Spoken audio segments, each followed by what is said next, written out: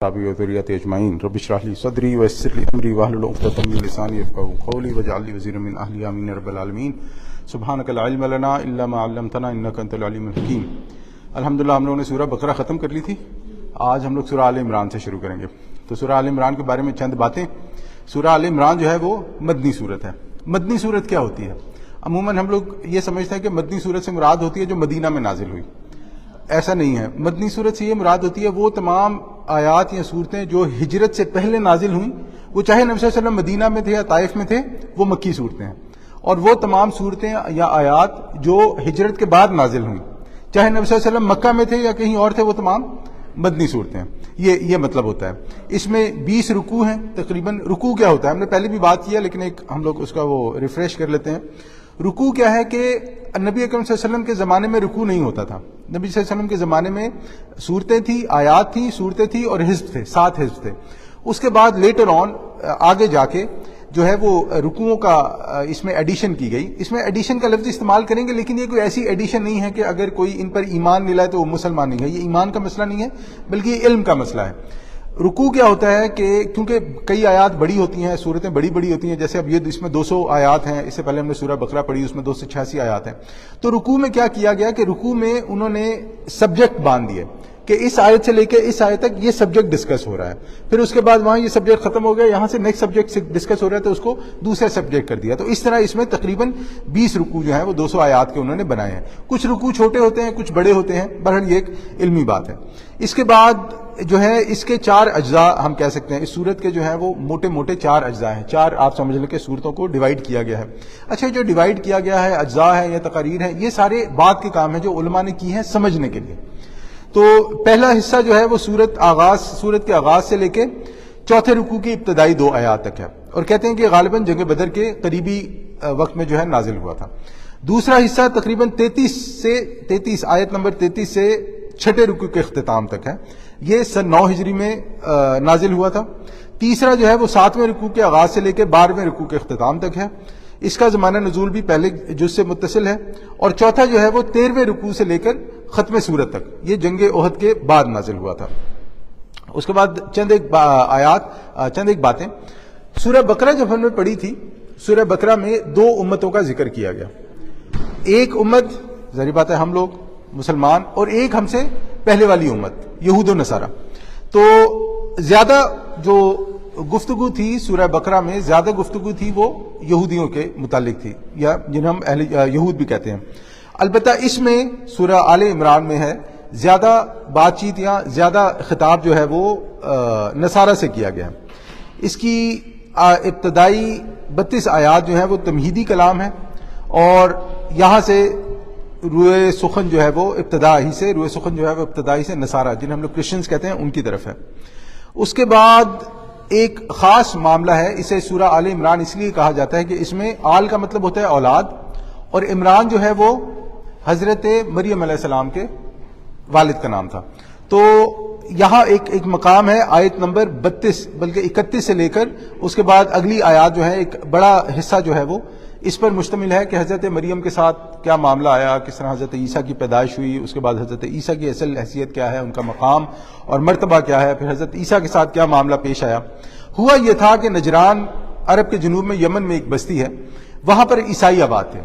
تو وہ وہاں کے عیسائی اپنے پادری کو لے کے نبی اکرم صلی اللہ علیہ وسلم کے پاس آئے، یہ سمجھنے کے لیے کہ آپ کس بات کی ہمیں دعوت دے رہے ہیں یا آپ کا دین کیا ہے۔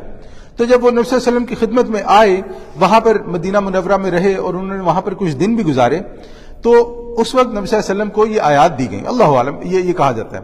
اب انہوں نے یہ سنا، نبی صلی اللہ علیہ وسلم سے بات کی، اس بات کو سمجھ بھی لیا، انہوں نے اس پر کوئی اعتراض نہیں اٹھایا، لیکن انہوں نے اس کو مانا بھی نہیں۔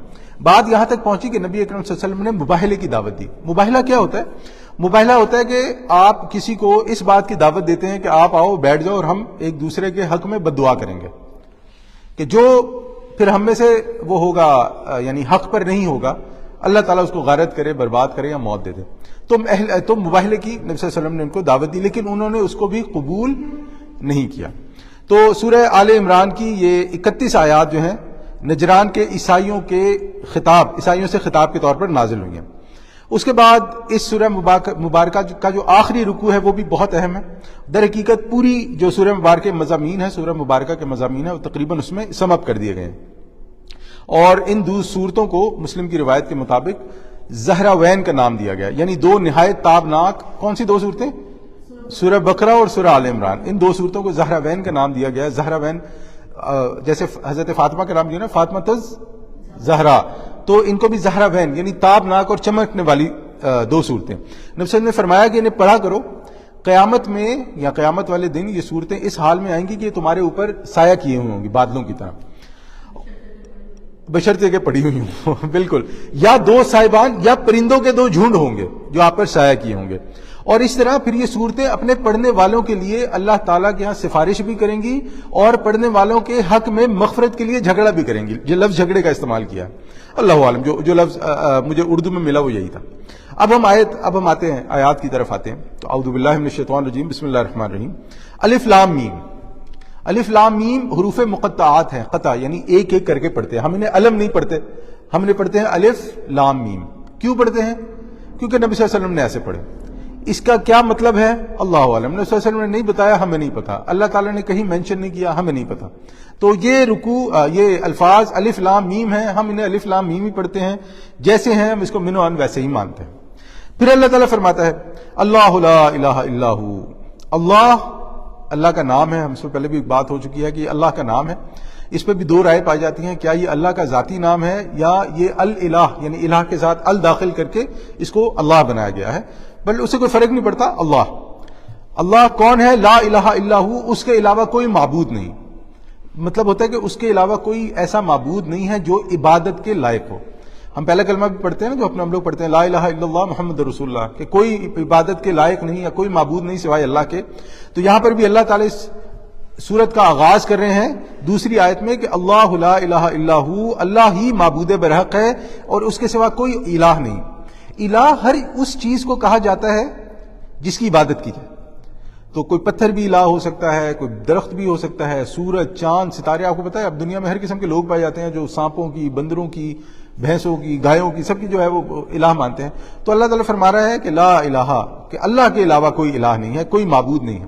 الحی القیوم، وہ زندہ ہے اور سب کا قائم رکھنے والا ہے. اچھا، اب زندہ تو میں اور آپ بھی ہیں. تو اللہ تعالیٰ زندہ ہے سے مراد کہ اللہ تعالیٰ از سورس آف لائف، یعنی اللہ تعالیٰ کی لائف میرے اور آپ کی طرح نہیں. ہماری لائف عطائی ہے، ہمیں عطا کی گئی ہے. اگر اللہ تعالیٰ ہمیں لائف نہیں دیتا تو ہم زندہ نہیں ہوتے. لیکن اللہ تعالیٰ ہمسیلف زندہ ہے. کیسے ہے؟ اللہ عنہ. القیوم، وہ صرف زندہ نہیں ہے بلکہ ہر چیز کو تھامے ہوئے بھی ہے، ہر چیز کو چلا رہا ہے. زندگی دینے کے بعد ایسے چھوڑ نہیں دیا، زندگی دینے کے بعد اللہ تعالیٰ نے سسٹین کیا ہے اس کو.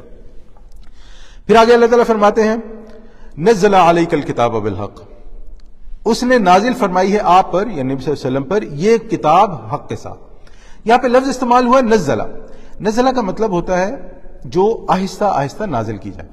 اب قرآن کے بارے میں ہم یہ چیز جانتے ہیں کہ اللہ تعالیٰ سورہ قدر میں فرماتا ہے انا انزلناہ فی لیلۃ القدر، کہ ہم نے اس قرآن کو نازل فرمایا لیلۃ القدر میں. اب وہ نازل فرمانا کیا ہے؟ ہوا اصل میں یہ ہے کہ جو اصل قرآن ہے وہ اللہ تعالیٰ کے پاس 7ویں آسمان پر لوح محفوظ میں، وہاں پر اصل قرآن ہے. ہمارے پاس جو ہے وہ کاپی ہے. تو اللہ تعالیٰ نے لیلۃ القدر کو وہ اصل قرآن جو ہے وہاں سے اس کی پوری کاپی جو ہے جو ہمارے پاس موجود ہے اسی کیا اسے کہتے ہیں سیکوینس میں اللہ تعالیٰ نے اتاری پہلے آسمان پر. اس کے بعد وہاں سے پہلے آسمان سے اللہ تعالیٰ نے نبی اکرم صلی اللہ علیہ وسلم کو جیسے جیسے ضرورت پڑی ویسے ویسے دیتا ہے. تو یہ ایک تھوڑی سی امپورٹنٹ چیز ہے، میں نے کہا اس کی طرف اشارہ کرتے ہیں. تو نزل علیک الکتاب، اس نے نازل فرمائی. کس نے نازل فرمائی؟ اللہ نے، جو الحی ہے، جو القیوم ہے. اور یہ کتاب حق کے ساتھ نازل فرمائی. حق کے ساتھ مثلا اس کلام کی عظمت کی طرف اشارہ ہو رہا ہے کہ آپ کے ذہن میں یعنی نبی صلی اللہ علیہ وسلم کو تو مخاطب کیا گیا ہے، وہ تو پہلے ہی جانتے تھے، لیکن میرے اور آپ کے لیے ہے یہ کہ ہمارے ذہن میں یہ بات رہے کہ یہ کتاب اس رب کی طرف سے ہے جو معبود برحق ہے، جو الحی ہے، جو القیوم ہے. تو اس کی عظمت کو آپ چھوٹا نہ جانیں، اس کلام کو آپ چھوٹا نہ جانیں. اور پھر اس کے بعد اللہ تعالیٰ فرماتا ہے اب یہاں پر صرف ہے ہمارے لیے اور وہ لوگ جو مسلمان نہیں ہیں جب وہ یہ پڑھتے ہیں مصدقا لما بین یدیہ، یہ تصدیق کرتے ہوئے آئی ہے اس کی جو اس کے سامنے موجود ہے. اب آج کے زمانے میں ہمارے پاس تورات، زبور اور انجیل، یہ 3 کتابیں موجود ہیں۔ انجیل، تورات، زبور یہ ایک ہی کور میں پائی جاتی ہیں جسے بائبل کہا جاتا ہے، جس کا اولڈ ٹیسٹمنٹ ہے، اولڈ ٹیسٹمنٹ میں جو ہے تورات بھی ہے اور زبور بھی ہے، اور نیو ٹیسٹمنٹ ہے جسے انجیل کہا جاتا ہے، ہم لوگ کہتے ہیں، وہ لوگ تو بائبل ہی کہتے ہیں۔ تو اب جو قرآن ہے، جب اللہ تعالیٰ فرماتا ہے کہ یہ تصدیق کرتی ہے، تو قرآن صرف ان 3 کتابوں کی نہیں، اگر اس سے پہلے بھی کوئی کتاب آئی ہے اور اگر وہ کہیں کسی حالت میں محفوظ ہے اللہ عالم، تو اس کی تصدیق 2 اعتبارات سے کرتا ہے۔ ایک یہ کہ وہ واقعی آسمانی کتابیں تھیں لیکن ان میں تحریف ہو چکی ہے، ان کو پروٹیکٹ نہیں رکھا گیا، اسی لیے ہم دیکھتے ہیں، بغیر کسی کتاب کا نام لیے ہم دیکھتے ہیں کہ ایک کتاب کے کئی ورژنز موجود ہیں، ایک ورژن ایک گروپ کے حساب سے ہے، دوسرا ورژن دوسرے گروپ کے حساب سے ہے، بلکہ ایک کتاب انجیل کے بارے میں ہم بات کر لیتے ہیں، بائبل کے بارے میں تو میرے خیال سے نیو انٹرنیشنل ورژن میں پڑھ رہا تھا، اس کا پریفیس میں پڑھ رہا تھا، اس میں تو یہ بھی ہے کہ کچھ عرصے بعد، ہر 2 4 5 10 سال بعد، ان کے جو بڑے وہ ہے نا، کیا اسے کہتے ہیں، جو کہ چرچ کے جو بڑے ہوتے ہیں یا جو ان کے پورے پوپس وغیرہ، پوپ کہتے ہیں اسے، وہ ہوتے ہیں، وہ بیٹھتے ہیں اور پھر وہ یہ ڈیسائیڈ کرتے ہیں کہ اس قرآن، اس انجیل میں کیا چیز ایڈ کی جا سکتی ہے اور کیا چیز نکالی جا سکتی ہے۔ تو یہ میں جو بات میں پوائنٹ آؤٹ کرنا چاہ رہا ہوں کہ جو قرآن سے پہلے کی کتابیں ہیں وہ پروٹیکٹڈ نہیں ہیں، ان میں تحریف ہو چکی ہے۔ اور دوسرا تصدیق کیا کرتا ہے؟ تصدیق قرآن اس بات کی کرتا ہے کہ ان کتابوں میں نبی اکرم صلی اللہ علیہ وسلم کی پیشن گوئیاں موجود ہیں، کسی نہ کسی طرح سے موجود ہے۔ وہ ظاہری بات ہے، ایک سبجیکٹ ہے، وہ ایک اپنے آپ میں ایک جو ہے وہ مضمون ہے جس پر بات کی جا سکتی ہے۔ تو بہرحال یہ تصدیق کرتا ہے قرآن ان 2 باتوں کی۔ اس کے بعد آگے چلتے ہیں، آگے اللہ تعالیٰ فرماتا ہے وَأَنزَلَ التَّوْرَاةَ وَالْإِنجِيلَ، یعنی جن کی تصدیق کرتا ہے ان میں تورات بھی ہے، اس نے تورات اور انجیل نازل فرمائی ہے۔ اچھا، تورات اور انجیل کے بارے میں ہم ایک چیز جان لیں، جس کے بارے میں آج لفظ بائبل استعمال ہوتا ہے۔ دیکھیں، اس کو سمجھنے کے 3 طریقے ہیں، اور ہمارے پاس اس کو سمجھنے کا کرائٹیریا کیا ہوگا؟ قرآن اور حدیث، یہ قرآن و سنت۔ میرے نزدیک حدیث اور سنت جو ہے ایک ہی ہے، آپ قرآن و سنت کہہ رہے ہیں، قرآن حدیث کے، بہرحال اس کے سمجھنے کا کرائٹیریا ہوگا قرآن و سنت، حدیث۔ وہ کیسے کہ جو بات قرآن سے ٹیلی کرے گی، قرآن کی بات کو کنفرم، یعنی قرآن جو تورات یا انجیل کی بات کو کنفرم کرے گا، ہم مانیں گے کہ یہ اللہ کی طرف سے، اس میں کوئی تحریف نہیں، یعنی یہ بات اللہ کی طرف سے، ہم اس کو مانتے ہیں کیونکہ قرآن کنفرم کرتا ہے اس کو۔ دوسری چیز، کوئی ایسی چیز جو نہ قرآن سے ٹکراتی ہے، نہ حدیث سے ٹکراتی ہے، نہ کسی ایمان کے مسئلے سے ٹکراتی ہے۔ مثلا ہمیں قرآن میں انبیاء کا کرونولوجیکل آرڈر نہیں ملتا، یعنی سب سے پہلے نبی کون تھا، پھر کون آیا، پھر کون آیا، ہمیں نہیں ملتا۔ ہمیں قرآن میں صرف 24 یا 25 انبیاء کے نام ملتے ہیں، ہمیں باقی انبیاء کے نام نہیں ملتے قرآن و حدیث میں، حدیث میں بھی چند ایک کے ملتے ہوں گے، لیکن بائبل میں ہمیں ہسٹریز مل جاتی ہیں، پوری کرونولوجیکل آرڈر مل جاتا ہے، ہمیں یہ پتہ لگ جاتا ہے کون سے نبی کس کے بیٹے ہو سکتے ہیں، کس جو ہے وہ برانچ سے یا کس قبیلے سے۔ اب یہ ایسی چیز ہے کہ اس کا ایمان سے تعلق نہیں ہے، الا یہ کہ وہ نبی کے بارے میں کوئی ایسی بات کہیں کہ جو ہمارے قرآن و حدیث ایمان کے منافی ہو، لیکن ان چیزوں کا ایمان سے تعلق نہیں ہے، تو ان چیزوں کو سمجھنے کے لیے ریفر کیا جا سکتا ہے۔ تیسری چیز یہ ہوگی کہ ظاہری بات ہے وہ تمام باتیں جو قرآن اور حدیث سے ٹکرائیں گی یا ایمانیات سے ٹکرائیں گی، ہم کو ان کو ریجیکٹ کریں گے اور ہم ان کو نہیں مانیں گے۔ تو یہ 3 طریقوں سے ہم لوگ تورات اور انجیل کو سمجھتے ہیں۔ تو اللہ تعالیٰ فرماتا ہے کہ مصدقا لما بین یدیہ، یہ تصدیق کرتے ہوئے آئی ہے اس کی جو اس کے سامنے موجود ہے، وانزل التوراۃ والانجیل، اور اس نے تورات اور انجیل نازل فرمائی تھی، من قبل، اس سے پہلے، ہدی للناس، لوگوں کی ہدایت کے لیے، یعنی اللہ تعالیٰ یہ فرما رہا ہے کہ قرآن بھی لوگوں کی ہدایت کے لیے آ گیا، تورات اور انجیل بھی لوگوں کی ہدایت کے لیے ہی تھی۔ وانزل الفرقان، اور اللہ تعالیٰ نے فرقان اتارا۔ اب یہ جو فرقان ہے، فرقان کا مطلب ہوتا ہے حق اور باطل کے بیچ میں تمیز کرنے والا۔ اللہ تعالیٰ نے قرآن کو اتارا ہے حق اور باطل کے بیچ میں تمیز کرنے کے لیے، لیکن اس سے پہلے جو تورات اور انجیل تھی وہ بھی اپنے وقت کے فرقان تھے۔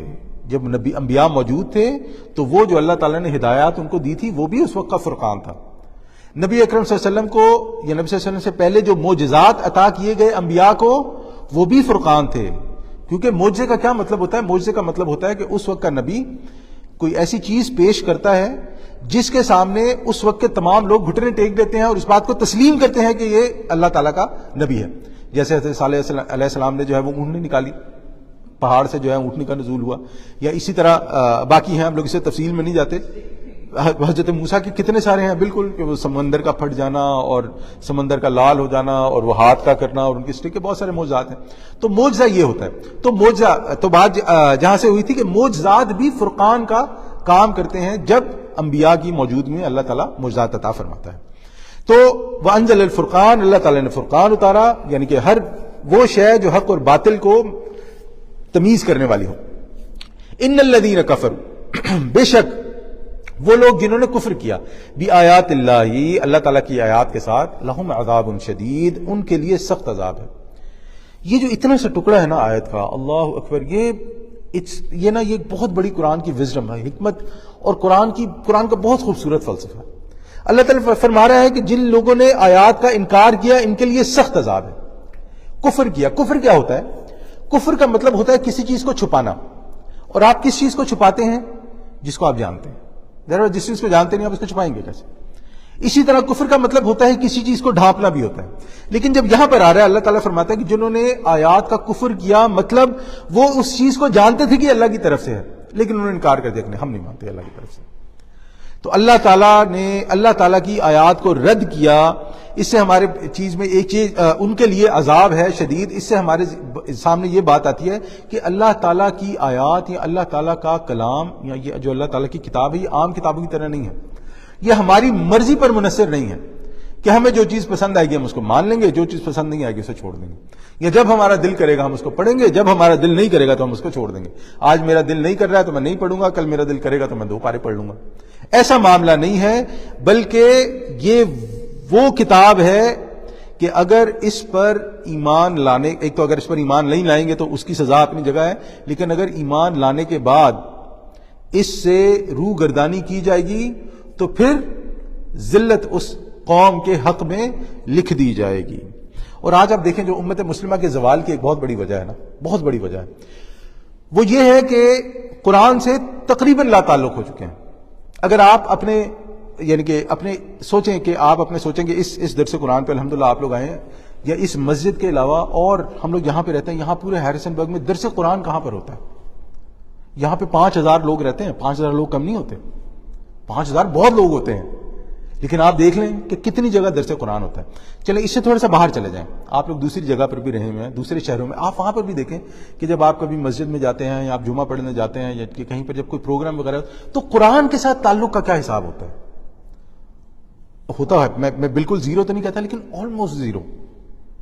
یعنی کہ قرآن کو برکت والی کتاب ضرور بنا کے پیش کیا جاتا ہے، قرآن کو ثواب لینے کے لیے ضرور جو ہے نا وہ بنا کے پیش کیا، لیکن جو پریکٹیکل اسپیکٹ ہے اس سے تقریباً لا تعلق ہے. جب قرآن کے ساتھ پریکٹیکل اسپیکٹ کی لا تعلقی ہوگی تو نبی اکرم صلی اللہ علیہ وسلم کے ساتھ تعلق کیسے بنے گا؟ آپ خود سوچیں کہ اگر میں اس بات کا دعویٰ کروں کہ میں اللہ کے رسول سے بڑی محبت کرتا ہوں، لیکن اس محبت کو ثابت کرنے کے لیے میں اپنی طرف سے چیزیں جو ہے وہ بنانا شروع کر دوں، اور جو اللہ تعالیٰ نے ان کو دیا تھا، قرآن اللہ تعالیٰ نے نبی صلی اللہ علیہ وسلم کو جو دیا تھا، جو ہدایت کے لیے، اس سے میں کوئی تعلق نہ رکھوں، تو میری تو نبی صلی اللہ علیہ وسلم سے جو محبت کا دعویٰ ہے وہ تو پھر سچا نہیں ہو سکتا. اگر چلے میں یہ تو جھوٹا کا لفظ تو نہیں میں استعمال کرتا، لیکن وہ کم از کم پرابلمیٹک تو ضرور ہوگا کہ جہاں مجھے پتہ ہی نہیں ہے. تو یہ دیکھیں ان الذین کفروا بآیات اللہ، جنہوں نے اللہ کی آیات کا کفر کیا، انکار کیا. اور اگر ہم قرآن پر ایمان لانے کے بعد قرآن سے لا تعلقی کرتے ہیں تو کیا یہ انکار کا ایک، ہم نہیں کہیں گے کہ انکار کی ایک صورت نہیں ہے، کیا انکار کا ایک درجہ نہیں بنتا یہ؟ تو پھر اللہ تعالیٰ فرماتا ہے لہم عذاب شدید، ان کے لیے بڑا شدید عذاب ہے. ہم چلیں اور تو کسی ملک کی بات نہیں کرتے ہیں، لیکن آپ دیکھ لیں پاکستان میں ایسا کیا ہو رہا ہے. پاکستان کو کس لیے حاصل کیا گیا تھا؟ پاکستان کا مطلب کیا؟ لا الہ الا اللہ محمد رسول اللہ. کہاں پر ہے وہ؟ یعنی کہ جو ہمارے ملک کے حالات چل رہے ہیں، اور آپ دیکھیں کہ کم از کم میں نے تو جب سے آنکھ کھولی ہے، اور میں نے تو جب سے پاکستان کی ہسٹری بڑھی ہے 75 76 74 سال سے، یعنی سوائے زوال کے کچھ ہے؟ جو حالات دن بدن خراب ہوتے جا رہے ہیں اس کے کچھ ہے؟ میں ابھی دینی بات کر رہا ہوں، میں پولیٹیکل بات نہیں کر رہا، ابھی میں دینی اس پہ بات کر رہا ہوں. اور جب آپ کے دینی حالات، جب آپ کے اللہ تعالیٰ سے تعلق ہی نہیں ہے، جب آپ اللہ تعالیٰ سے، اللہ تعالیٰ کے نام پہ ملک لے کے اللہ تعالیٰ سے نعوذ باللہ بغاوت کریں گے تو پھر کیا حال ہوگا؟ اب دیکھیں وہاں ہر گزرتے دن کے ساتھ رہنا مشکل، کھانا مشکل، پینا مشکل، جینا مشکل. لوگ خودکشیاں کر رہے ہیں، ہاسپٹل جاتے ہیں تو مر جاتے ہیں، بل یعنی آپ کس پہ، آپ جس پہ ہاتھ رکھیں گے مصیبت. ان الذین کفروا بآیات ربہم، بآیات اللہ ان الذین کفروا بآیات اللہ، جو اللہ اپنے رب کے آیات کا انکار کرے لہم عذاب شدید، اس کے لیے بڑا ہی عذاب ہے۔ اور ابھی اس وقت جو صورتحال چل رہی ہے دنیا میں، نام لیے بغیر، ہم امریکہ میں بیٹھے ہیں، نام لینا ایک اور سیاپا ہے ادھر، کیا حال ہے، سارے مسلمانوں کو ڈوب کے مر جانا چاہیے شرم سے، کہ وہ دو نیشنز کا پرابلم نہیں ہے، وہ مسلمانوں کا پرابلم ہے، لیکن مسلمانوں کو ڈوب کے مر جانے چاہیے کہ آج تک کچھ نہیں کیا۔ کیا کیا؟ کچھ نہیں کیا، کچھ نہیں کیا۔ اب وہ میں کہہ رہا ہوں کہ وہ اس پہ زیادہ جائیں گے تو ایک اور پرابلم کھڑی ہو جائے گی اس کے۔ کیوں؟ ان الذین کفروا بآیات اللہ، بے شک جنہوں نے اپنے رب کی آیات کا کفر کیا، انکار کیا، لہم عذاب شدید، ان کے لیے شدید عذاب ہے، سخت عذاب ہے۔ واللہ عزیز ذو انتقام، اللہ تعالیٰ زبردست اور انتقام لینے والا ہے۔ دیکھیں اللہ تعالیٰ رحیم بھی ہے، اللہ تعالیٰ غفور بھی ہے، لیکن اس کا غلط مطلب نہ لیا جائے، اس کا یہ مطلب نہ لیا جائے کہ میرا جو دل کرے گا میں کروں گا، میرا جو دل کرے گا میں اپنی زندگی ویسے جیوں گا، کیونکہ اللہ تعالیٰ غفور الرحیم ہے۔ نہیں، اللہ تعالیٰ صرف غفور رحیم نہیں ہے، اللہ تعالیٰ مالک یوم الدین بھی ہے، قیامت والے دن جو حساب لینا اللہ تعالیٰ اس کا مالک بھی ہے۔ اللہ تعالیٰ عزیز ذو انتقام بھی ہے، اللہ تعالیٰ انتقام لینے والا بھی ہے۔ ان اللہ لا یخفی علیہ شیء فی الارض ولا فی السماء، اللہ تعالیٰ پر یقیناً کوئی شے بھی مخفی نہیں ہے، نہ آسمان میں نہ زمین میں۔ ہم نعوذ باللہ اللہ تعالیٰ کو اپنے جیسا نہ سمجھیں، ہم لوگ یہ نہ سمجھیں کہ میں جو بھی کر رہا ہوں وہ اللہ تعالیٰ کی نظر سے مخفی ہے، ایسا نہیں ہے، اللہ تعالیٰ سب جانتا ہے، اللہ تعالیٰ کے علم میں سب کچھ ہے۔ اس کی مثال ایسے سمجھے کہ جو چھوٹا بچہ ہوتا ہے نا، اگر اس کو کھانسی ہو یا اس کو زکام ہو، نزلہ ہو نا، تو اسے منع کرتے ہیں اس کے والدہ یا والد نا کہ ٹھنڈا پانی نہیں پینا یا آئس کریم نہیں کھانا، یہ نہیں کرنا، لیکن وہ پھر بھی کھا لیتا ہے۔ اب جب آپ کو اگر پتہ لگ جائے اور وہ ایسے ایکٹ کرے کہ میں نے نہیں کھائی، تو وہ کیا کرتا ہے بندہ؟ تو نا ایک پیار میں محبت میں اس کو نہیں جان، لیکن وہ بچہ کیا سمجھتا ہے اپنے وہ بچہ سمجھتا ہے کہ میں نے جو نا بڑا گیم کر دیا اپنے پیرنٹس کے ساتھ، میں نے انہیں، لیکن آپ کو تو پتا ہوتا ہے۔ تو یہ صرف سمجھانے کے لیے اللہ تعالیٰ کے لیے کوئی مثال نہیں پیش ہے، لیکن سمجھانے کے لیے کہ اگر اللہ تعالیٰ ہمیں لیٹ گو کر دیتا ہے، جانے دیتا ہے، تو اس کا مطلب یہ نہیں کہ اللہ تعالیٰ کو پتہ نہیں ہے، اللہ تعالیٰ سے کچھ مخفی نہیں ہے۔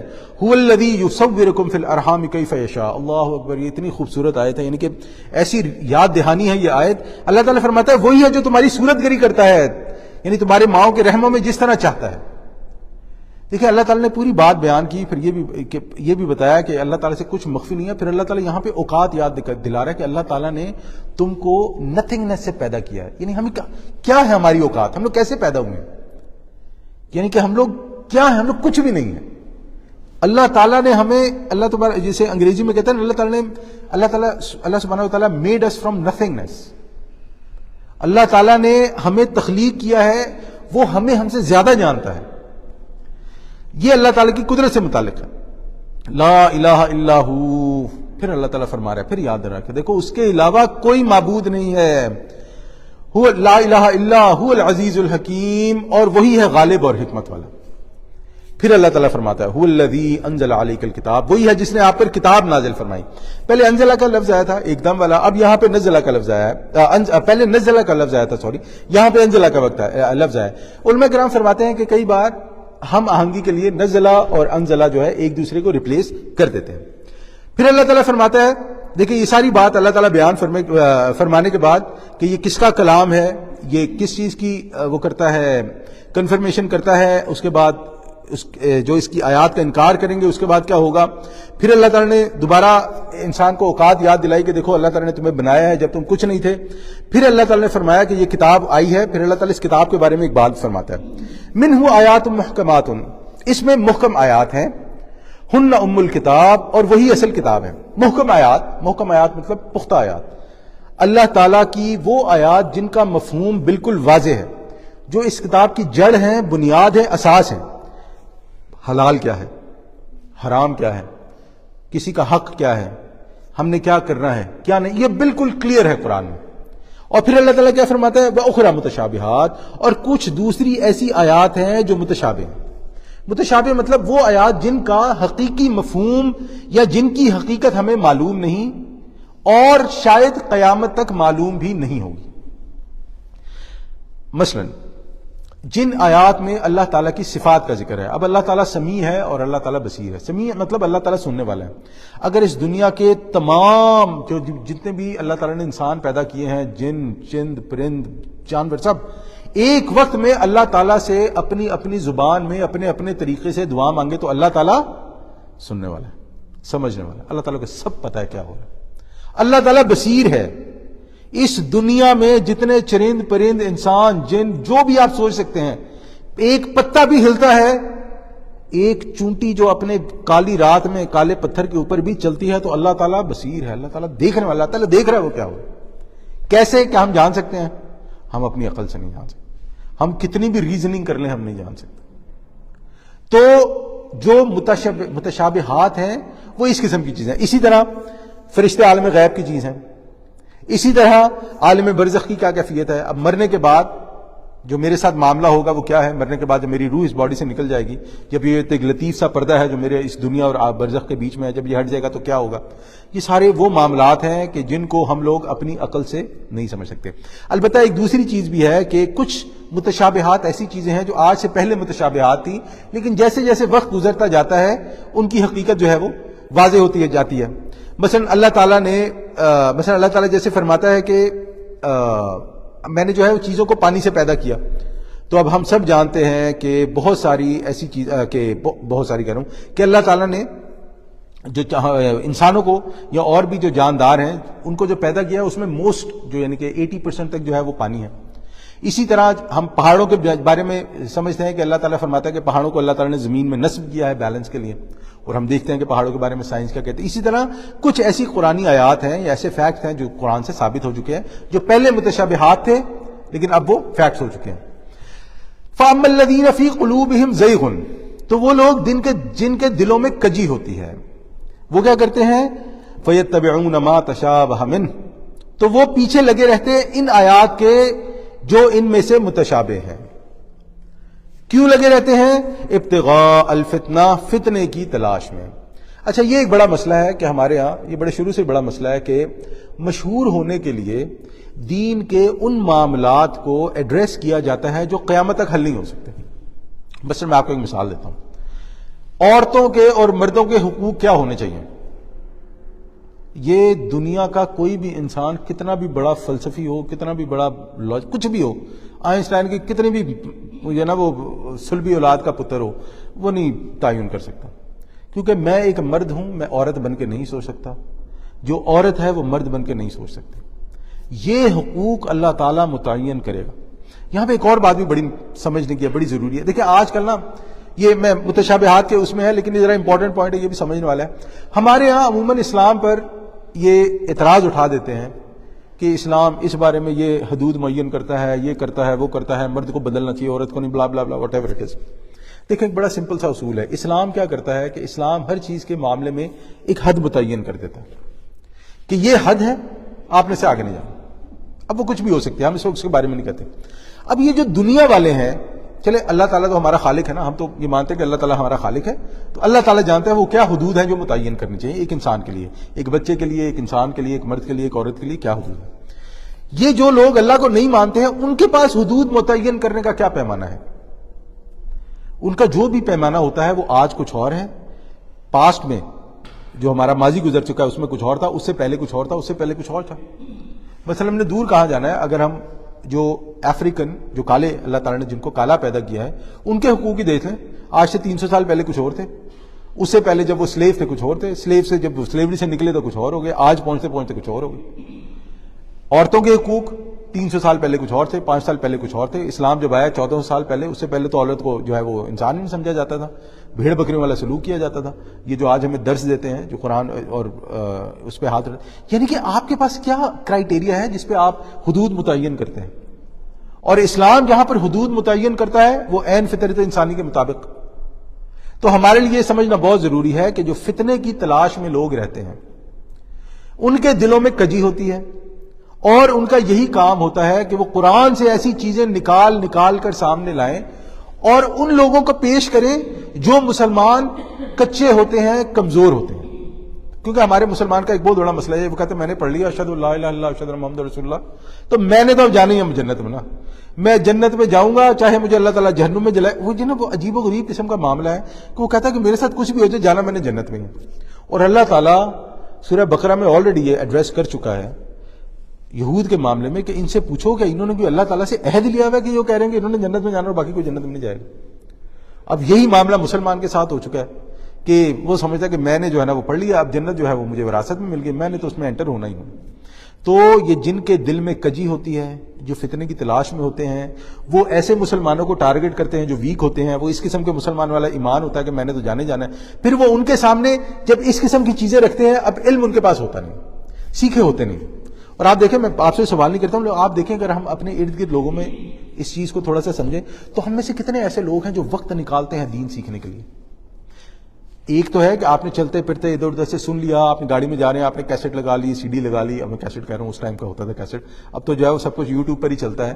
وہ آپ نے سن لیا, لیکن سیکھنے کے لیے کتنا وقت نکالتے ہیں کہ آئیں ایک استاد کے پاس بیٹھیں, اپنا وقت نکالیں, اس سے سوال جواب کریں اور سیکھیں. آپ حیران ہوں گے کہ اس کی پرسنٹیج جو ہے نا شاید ایک بھی نہ ہو جہاں پر ہم رہتے ہیں. یہاں کی بات کریں, کیوں؟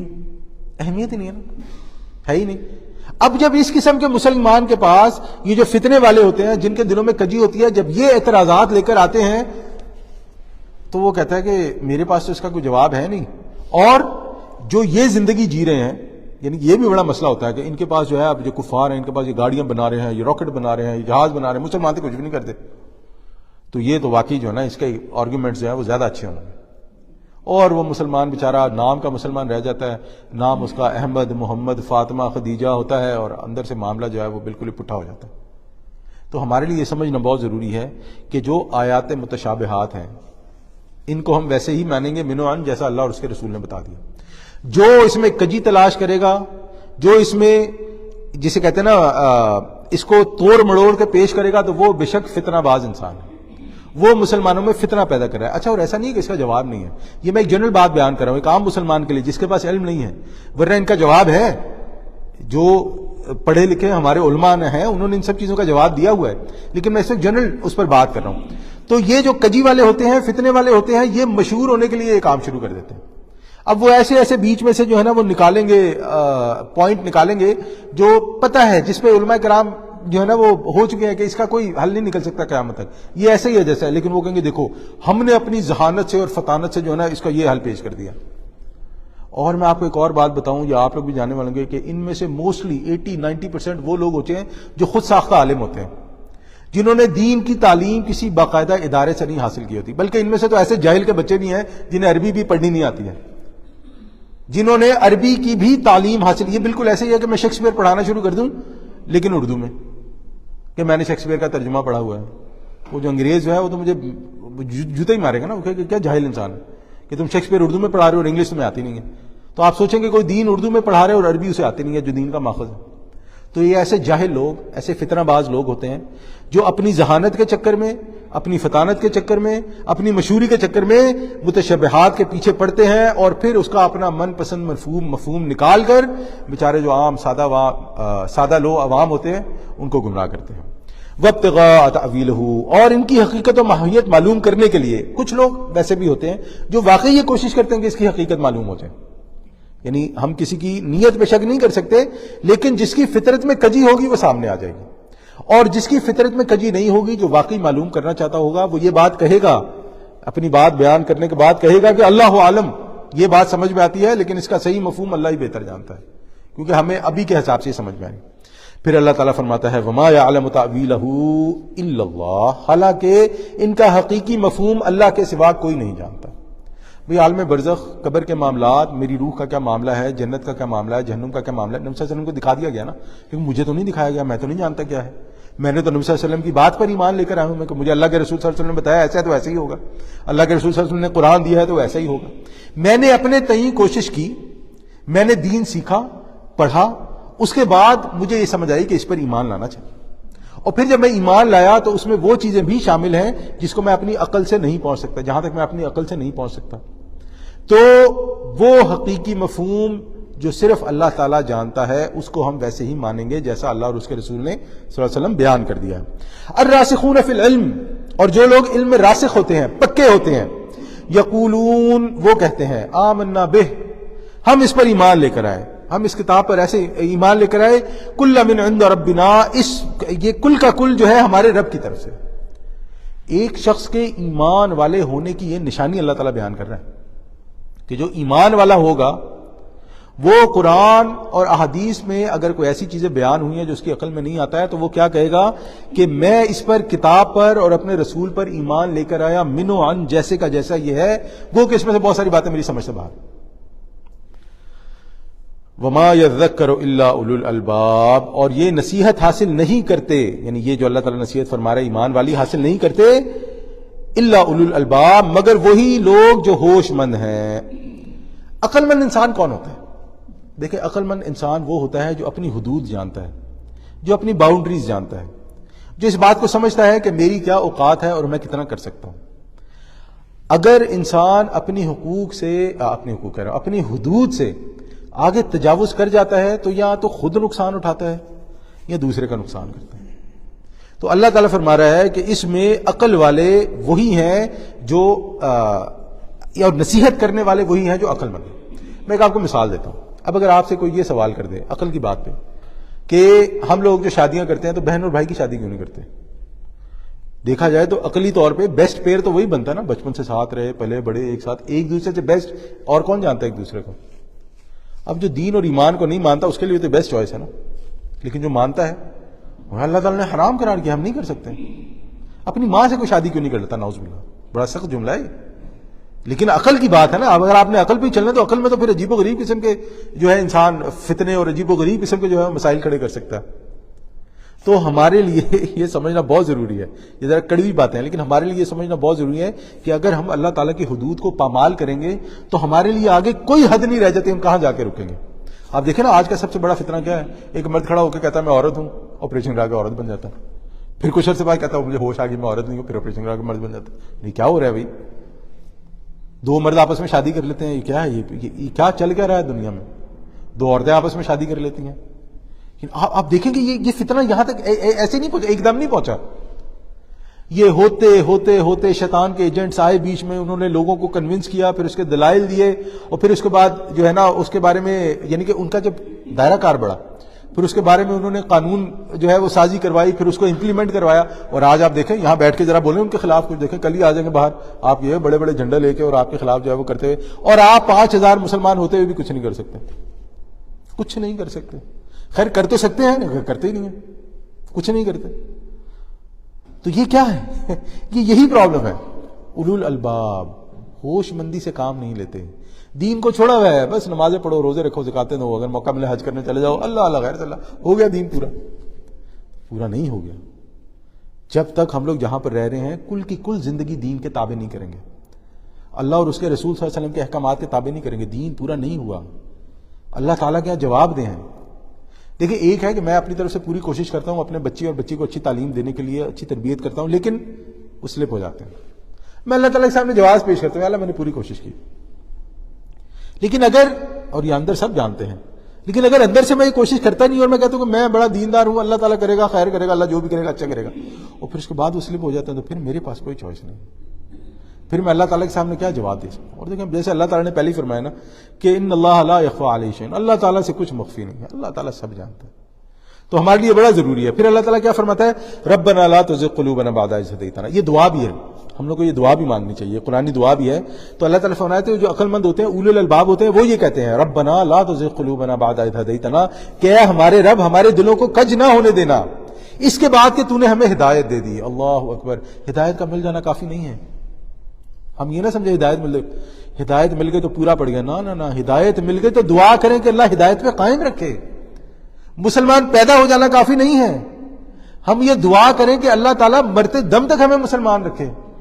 ایمان کا پا لینا کافی نہیں ہے، ہمیں یہ دعا کرنی چاہیے کہ مرتے دم تک، موت کے بستر پہ بھی آ کے شیطان کچوکے لگاتا ہے، موت کے بستر پہ آگے بھی شیطان گمراہ کرتا ہے کہ ابھی بول دو اللہ نہیں ہے، ابھی ساری زندگی کا تمہارا کیا کرا ہے باڑ میں چلا جائے۔ اللہ سے دعا کرنا ہے، دعا کرتے ہیں ربنا لا تزغ قلوبنا، یا اللہ ہمارے دل میں زیغ، کجی، ٹیڑھا پن پیدا نہ کرنا، بعد اذ ہدیتنا، اس کے بعد کہ آپ نے ہمیں ہدایت دے دی، وہب لنا من لدنک رحمہ، اور ہمیں اپنے خاص خزانے سے، فضل سے رحمت عطا فرما۔ اللہ اکبر، جو اولو الالباب ہوتا ہے نا، جو عقل مند انسان ہوتا ہے نا، وہ ہمیشہ اللہ تعالیٰ سے فضل اور رحمت طلب کرتا ہے۔ دیکھیں کتنا پیسہ کافی ہے؟ اگر ہم اپنے آپ سے ابھی سوال کریں کہ کتنا پیسہ میرے لیے اس دنیا میں کافی ہے، اس کا کوئی نمبر نہیں. آج 1 لاکھ ہوگا، کل 1.5 ہو جائے گا، یا 1 کروڑ ہوگا، 1.5 ہو جائے گا، کوئی نمبر کافی نہیں ہے. آپ اس کی مثال دیکھیں. میں پھر اپنے ملک کی مثال دوں گا، ہم کسی کی بات نہیں کرتے. ہمارے جو سیاستدان ہیں ان کے پاس اربوں خربوں روپے، پتہ نہیں کتنے پیسے لگا، کتنے پیسے ہیں ان کے پاس. یعنی کہ آپ دیکھیں گے جو ان کی میرے پاس سے شاید انہیں بھی جو ہے نا وہ اندازہ نہیں ہوگا کتنے پیسے ان کے پاس. کم ہے، انہیں کم لگتے ہیں. وہ ابھی بھی کہتے ہیں ہم نے کما لیا، اب آگے ہماری اولاد آ جائے کہ جس طرح ہم نے لوٹ مار کیا وہ بھی کریں. پیسہ کتنا بھی ہو کم ہے، لیکن اللہ کا فضل اور رحمت کم سے کم کو بھی آپ کے لیے کافی کر دے گی. اللہ تعالیٰ ایک مٹھی چاول میں آپ کے لیے ایسی برکت پیدا کرے گا کہ آپ کے سارے گھر کے لیے کافی ہو جائے گا. اللہ تعالیٰ آپ کی اولاد میں ایسی برکت پیدا کرے گا کہ ان میں سے کوئی بیمار ہی نہیں ہوگا. اللہ تعالیٰ آپ کے گھر میں ایسی برکت پیدا کرے گا کہ آپ کو مشکلات اور پریشانیاں نہیں آئیں گی. دیکھیں ایک مشکل پریشانی آتی ہے آپ کی وہ لینے کے لیے، ٹیسٹ لینے کے لیے، ہم اس کی بات نہیں کر رہے، ہم ایک جنرل بات کر رہے ہیں. ورنہ آپ دیکھیں کہ ایک انسان بیمار بھی ہوتا ہے لیکن اللہ تعالیٰ نے اسے سکون عطا کیا ہوتا ہے. ایک انسان تکلیف میں ہوتا ہے لیکن اللہ تعالیٰ کی طرف سے اسے سکون عطا ہوتا ہے. یہ رحمت ہے. اور ہم میں سے کوئی بھی مشکلات سے فارغ نہیں ہے. یعنی کوئی بھی ایسا انسان نہیں ہے جس پہ کوئی مشکل نہ آئی ہو. اللہ تعالیٰ نے جسے آزمایا نہ ہو. کسی کو اللہ تعالیٰ اولاد دے کے آزماتا ہے، کسی سے اولاد لے کے آزماتا ہے، کسی کو صحت دے کے آزماتا ہے، کسی سے صحت لے کے آزماتا ہے. لیکن جسے اللہ تعالیٰ نے رحمت عطا کر دی، اپنا فضل عطا کر دیا، وہ ہو گیا. تو جو اول الالباب ہوتا ہے وہ اللہ تعالیٰ سے ہدایت مانگتا ہے، ہدایت پہ جمے رہنے کی توفیق مانگتا ہے، اللہ تعالیٰ سے اس کا فضل مانگتا ہے، اللہ تعالیٰ سے اس کی رحمت مانگتا ہے. انک انت الوہاب، یقیناً تو ہی سب کچھ دینے والا ہے. اس بات کا یقین رکھتا ہے یہ کہ میرے رب کی طرف سے ملے گا تو مجھے ملے گا، نہ میرے اعمال سے ملے گا، نہ میری کارستانیوں سے ملے گا. اللہ تعالیٰ کا فضل، اللہ تعالیٰ کی رحمت ہوگی تو یہ سب کچھ مجھے ملے گا. میں اس کے لیے اپنے اعمال سے اور اپنی دعاؤں سے کوشش کروں گا کہ مجھے مل جائے. ربنا انک جامع الناس لیوم لا ریب فیہ، اے رب ہمارے یقیناً تو جمع کرنے والا ہے لوگوں کو ایک ایسے دن کے لیے جس کے آنے میں کوئی شک نہیں ہے. اللہ اکبر. یہ وہ آخرت کا دن ہے جو ایک انسان اللہ تعالیٰ کی نعمتیں اور رحمتیں پانے کے بعد بھول جاتا ہے. وہ کہتا ہے اللہ تعالیٰ نے مجھے سب کچھ دے دیا، مطلب اللہ تعالیٰ مجھ سے راضی. بیسیکلی وہ یہ کہنا چاہ رہا ہوتا ہے کہ اب آخرت آئے یا نہیں آئے کی فرق پڑتا ہے، کس نے دیکھی آخرت، میرا تو سارا کام ہو گیا. لیکن یہ وہ لوگ ہوتے ہیں جو یہ سب ملنے کے بعد بھی، ہدایت ملنے کے بعد بھی، رحمت فضل ملنے کے بعد بھی اللہ تعالیٰ کا جو آخری دن آنے والا ہے اس کے بارے میں غافل نہیں ہوتے. ان اللہ لا یخلف المیعاد، یقیناً اللہ تعالیٰ اپنے وعدے کے خلاف نہیں کرے گا. یعنی جو اس نے بتایا ہے وہ ہو کر رہے گا. ہم لوگوں نے مر کر رہنا ہے، ہمارا حساب ہو کر رہنا ہے. ہم نے قبر کا جو سوال جواب ہے اس کا جواب دے کر رہنا ہے. ہم نے حشر والے دن دوبارہ اٹھنا ہے، ایک ایک کر کے اللہ تعالیٰ کے سامنے حاضر ہونا ہے، اپنے اعمال کا جواب دینا ہے. اگر یہ کانسیپٹ انسان کی زندگی سے نکل جائے تو ایک انسان اور جانور میں کوئی خاص فرق نہیں. جانور کی زندگی کا مطلب بھی کھانا پینا بچے پیدا کرنا ہونا ہے، انسان کی زندگی کا مقصد بھی کھانا پینا بچے پیدا کرنا ہوتا ہے، صرف طریقے کا فرق ہوتا ہے. اگر آخرت کا کانسیپٹ نکل گیا، اکاؤنٹیبلٹی کا کانسیپٹ نکل گیا ایک انسان میں، اور ایک میں کھوتا کہتا ہوں عموماً، لیکن کھوتا پھر بھی جو ہے نا وہ فائدہ مند ہوتا ہے، کم از کم انسان کے کام آتا ہے. انسان کی وہ مال مویشی وہ کرنے میں وہ کرتا ہے. کتا بھی انسان کے کام آتا ہے، بھینس گائے بھی انسان کے کام آتی ہے. لیکن یہ انسان جو ہوتا ہے وہ تو پھر کسی کے کام نہیں آتا، پھر وہ اپنے مطلب کے لیے ہی کرتا ہے، اگر کسی کی ہیلپ بھی کرتا ہے. تو بہرحال آج کی بات ہم اپنی یہیں تک رکھتے ہیں. اللہ تعالیٰ سے دعا ہے کہ جو بھی ہم نے پڑھا، جو بھی ہم نے سنا، اللہ تعالیٰ اس پہ عمل کرنے کی توفیق عطا فرمائے. اللہ تعالیٰ اس قرآن کو ہمارے لیے ہدایت بنا دے، نور ہدایت بنا دے. اللہ تعالیٰ نبی صلی اللہ علیہ وسلم کی امت میں سے ہمیں جو ہے وہ کنفرم کر دے، نبی صلی اللہ علیہ وسلم کی سنت پہ چلنے والا بنائے. اللہ تعالیٰ اس یہاں پر آنے کی وجہ سے اور قرآن اور سیکھنے اور سکھانے کی وجہ سے اللہ تعالیٰ ہماری مشکلات کو دور فرمائے، پریشانیوں کو دور فرمائے. ہم میں سے جو بیمار ہیں اللہ تعالیٰ انہیں صحت و عافیت عطا فرمائے. ہم میں سے جو پریشان ہیں اللہ تعالیٰ ان کی پریشانیوں کو دور فرمائے. ہم میں سے جو کسی بھی مشکلات کا شکار ہیں، اولاد کی ہوں، گھر کی ہوں، باہر کی ہوں، پیسے کی ہوں، نوکری کی ہوں، اللہ تعالیٰ ان سب کی مشکلات پریشانیوں کو دور فرمائے. اللہ تعالیٰ ہم میں سے جو لوگ فوت ہو گئے ہیں ان کی مغفرت فرمائے. اللہ تعالیٰ ان کی غلطیوں کوتاہیوں کو معاف فرمائے اور ان کے جو نیکیاں ہیں اس کو زیادہ کر کے قبول فرمائے. ان کی جنتوں کو جنت الفردوس کے ٹکڑوں میں سے ایک ٹکڑا بنا دے اور آخرت والے دن اپنے فضل اور رحمت سے ان کو معاف فرمائے اور ہمیں ان کے لیے صدقہ جاریہ بننے کی توفیق عطا فرمائے. وصلی اللہ تعالی علی خیر خلق اجمعین برحمتک یا ارحم الراحمین وآخر الدعوانا ان الحمد للہ رب العالمین.